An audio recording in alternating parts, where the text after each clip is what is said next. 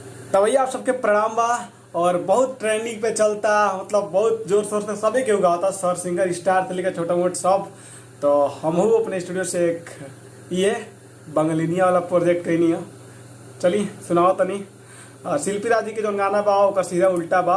उसमें लेडीज का आवाज़ है जो कर रही है, मतलब मना कर रही है जाने के लिए। और यहाँ पे गया हूँ तो फील क्या है, स्टोरी क्या है, आप लोग सुनिए, मुखला सुना रहे हैं। और हाँ, म्यूजिक विशाल यादव करके इनका म्यूजिक है, मैंने यूट्यूब से लिया था। तो अच्छा म्यूजिक बनाते हैं, देखिए अच्छा लग भी रहा है। म्यूजिक बाय विशाल यादव। मना कहिलू पुरु बाबा हम कहबो तगैनी, हाथ दूसरा के दिहल हम झूठो के खैनी, झूठो के खैनी, झूठो के।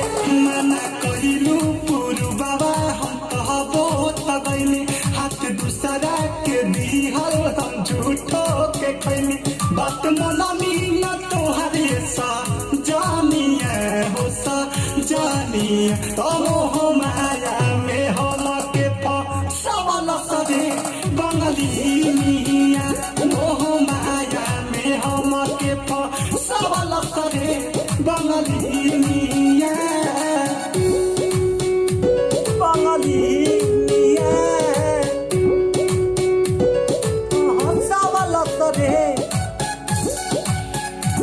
बंगली बंगली बंगली रहल जवन पैसा कौड़ी लिहल सोझा रे, मीठे बतिया के उमहत दियलत मारे रे, मीठे बतिया के उमहत दियलत मारे रे, उमहत दियलत मारे रे, उमहत दियलत मारे रे।